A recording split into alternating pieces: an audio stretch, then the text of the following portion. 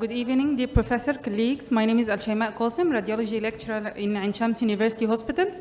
I'm here today to discuss some chest complications related to pregnancy, labor, and postpartum. Points to be discussed are physiologic changes during pregnancy, complication during pregnancy, complication during labor, and lastly, postpartum complication. Let's begin with physiologic changes during pregnancy. Pregnancy nearly affects every organ system. Upper airway, nasopharyngeal, oropharyngeal mucosal changes are in form of congestion, being edematous and friable, with high risk of epistaxis. Almost 1/5 of pregnant women develop gestational rhinitis, diagnosed by nasal congestion, as that resolves soon after delivery spontaneously. Blood volume also increases rapidly around 6 weeks of gestation. Blood cell mass increased by hormonal influence. As well as simultaneous increase in plasma volume is encountered, resulting in lower hemoglobin concentration termed physiological anemia of pregnancy. Maternal blood volume and cardiac output also increases by nearly 50% by mid-pregnancy.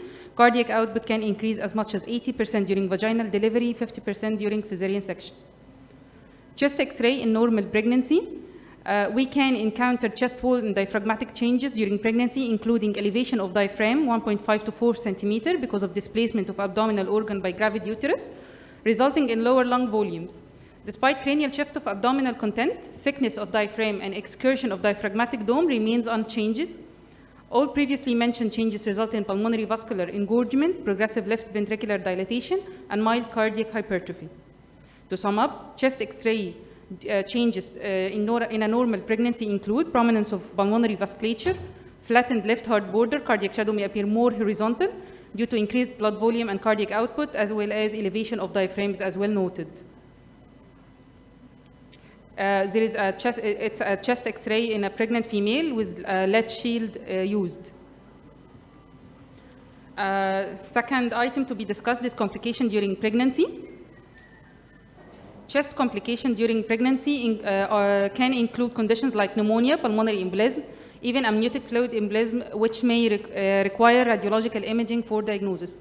Radiological imaging include chest X-ray, CT scan, potentially ventilated perfusion scan, can help in assessing these conditions. However, it's important to be aware of the risk of fetal exposure to ionizing radiation and to choose imaging modalities carefully. Radiological imaging of chest in pregnancy is crucial for diagnosis various pulmonary complications, but radiation exposure concerns must be carefully considered. While chest X-ray are often used as a conventional imaging modality, alternative imaging technique like ultrasound, MRI, often offer reduced or no radiation exposure at all, especially in first trimester when fetal sensitivity to radiation is the highest. Key consideration for radiological imaging in pregnancy: we first prioritize fetal safety. Fetal risk from ionizing radiation is dependent on gestational age. Period of greatest sensitivity is typically between 10 to 17 weeks of gestation. Non-ionizing modalities, whenever possible, we use ultrasound or MRI, which are safe throughout pregnancy. Ionizing modalities, if ionizing radiation is unavoidable, minimize the dose and consider shielding. Chest complications in pregnancy include pneumonia, as we previously listed, pulmonary embolism, amniotic fluid embolism, aspiration pneumonitis, gestational trophoblastic neoplasm, and others. Like exacerbation of asthma, cystic diseases can also affect the chest and may require imaging.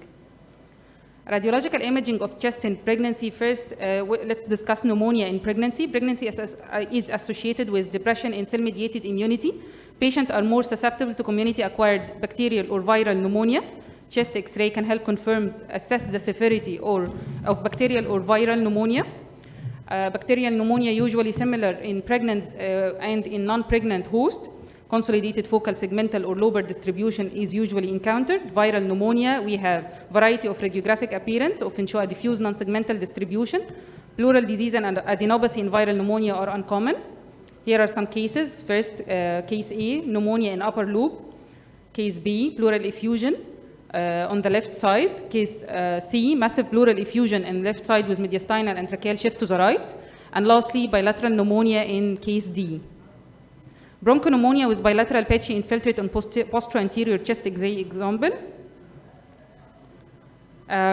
Second one is pulmonary embolism we are discussing as a complication in pregnancy. CT pulmonary angiography or VQ scan are often used to diagnose pulmonary embolism in pregnancy, although there are considerations regarding fetal radiation exposure. CT pulmonary angiography demonstrating here a saddle embolus, while here in VQ scan with an unmatched perfusion defect. There is a perfusion defect with a normal ventilation scan. Radiological imaging of chest complication in pregnancy also include amniotic fluid embolism. This is a rare but serious complication, and radiological imaging may be used to evaluate the extent of pulmonary involvement if necessary. Fetal amniotic embolism is classically characterized, fluid amniotic embolism is classically characterized by a triad of hypoxia, hypotension, and consumptive coagulopathy. However, many times non-classical presentation may also dominate. Amniotic fluid embolism, here an example of a chest X-ray with diffuse infiltration throughout the lungs, and CT chest axial cuts showing homogeneous ground glass opacities. Let's talk about aspiration pneumonitis during pregnancy. Aspiration of gastric fluid and particulate matter that caused chemical pneumonitis and airway obstruction in a pregnant patient causes aspiration pneumonitis. Patient present 2 to 5 hours after aspiration with cyanosis, dyspnea, tachypnea, and tachycardia shock. Radiographic manifestations are variable, although two dominant patterns have been described. One is perihilar infiltrate, and the other is segmental lower lobe consolidation. Bilateral involvement occur in up to 65% of patients. Radiographic findings often worsen over the first several days, but improvement usually occur within a week. Here is a case of aspiration pneumonitis in a 17-year-old female patient who vomited after delivery with GA, general anesthesia. AP chest X-ray show increased opacity for in the right lung base, consistent with aspiration pneumonitis. Lastly, the last chest complication in pregnancy is gestational trophoblastic neoplasm, including hydatidiform mole, invasive mole, and choriocarcinoma. The prevalence of molar pregnancy is approximately 1 in 1,500 to 2,000 pregnancies, with increased risk in women 40 to 50 years old. Molar embolization usually occur early in first trimester or soon after molar evacuation.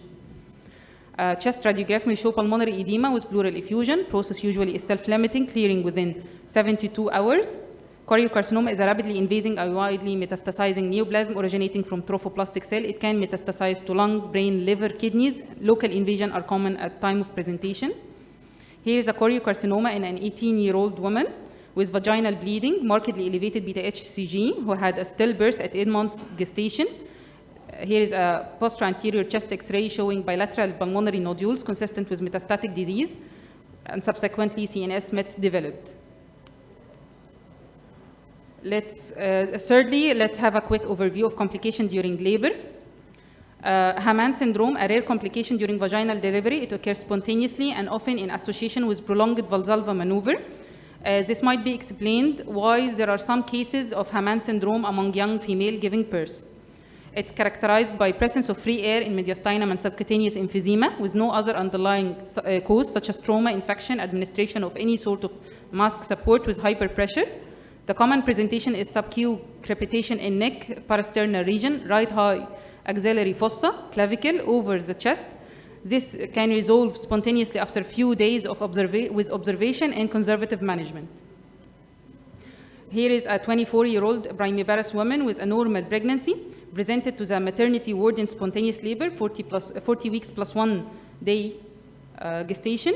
Chest X-ray showing gas accumulation here in subcutaneous with pneumomediastinum. In frontal and lateral chest projections, with continuous diaphragm sign here in frontal X-ray and lateral sign here in front of superiorly and anterior to the heart shadow, with also lucencies noted along the upper mediastinum to the neck through the upper thoracic aperture.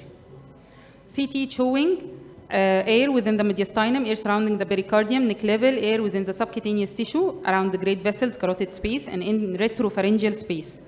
Small amount of pleural effusion are seen bilaterally. The upper abdomen was included in low-dose scan without any signs of air below the diaphragm.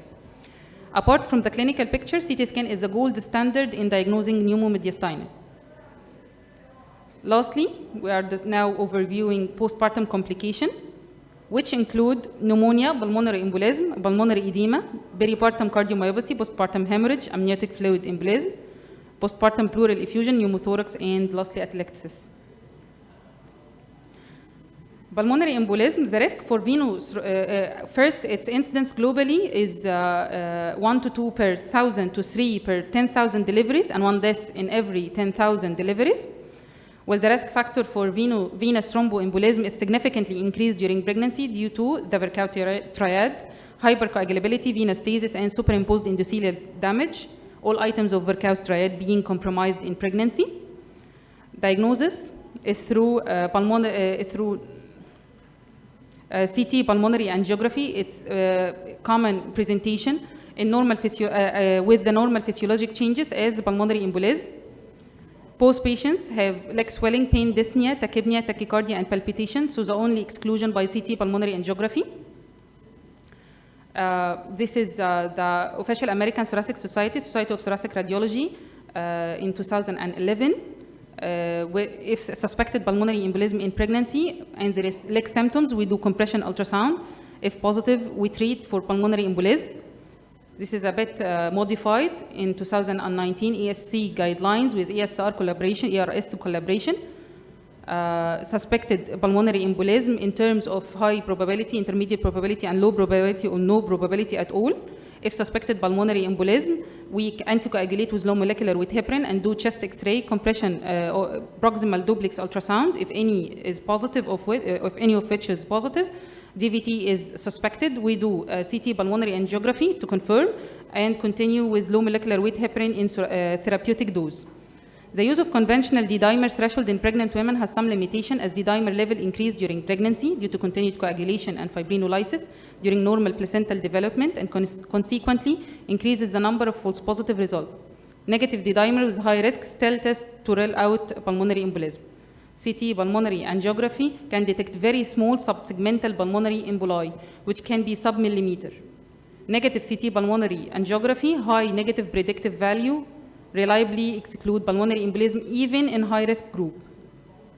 Here is a pulmonary edema case with the plain radiograph and CT finding including upper lobar pulmonary venous divergence, tag Ansler sign, increased cardiothoracic ratio, cardiac silhouette size. If underlying is cardiogenic edema, radiologists can identify cardiogenic and non-cardiogenic pulmonary edema, which can occur in postpartum period. And this is the CT imaging with bilateral pleural effusion, bilateral more central consolidative patch. Peripartium cardiomyopathy is shown here in this chest X-ray as enlarged heart cardiomegaly with dilated left ventricle, potential signs of mitral or tricuspid regurgitation. Cardiogenic pulmonary edema occur in severe cases. By definition, peripartum cardiomyopathy occur in last months of pregnancy or within the first 6 months postpartum and has no specific cause. Postpartum pleural effusion, as here in the chest X-ray, chest radiograph are the most commonly used. It can provide more detail on the nature, extent of the effusion, including its relationship to the lung and other structure.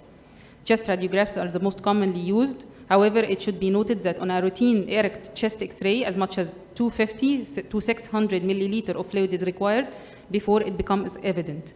Lateral decubitus projection is often sensitive, able to identify even small amount of fluid. And here is an example of postpartum pleural effusion in CT, axial cut. Lastly, pneumothorax, a chest X-ray showing left-sided pneumothorax and recurrence of left pneumothorax 3 weeks after the patient's initial presentation is also encountered. Chest radiographs are essential for diagnosis of pneumothorax, which can occur with labor and delivery and may be accompanied by pneumomediastinum. The risk of recurrence of pneumothorax in pregnancy is high, with the majority occurring during the same pregnancy and during parturition. Thank you. Thanks a lot, Dr. AlShaymaa, for your brilliant overview about the chest complications in obstetrics. Our next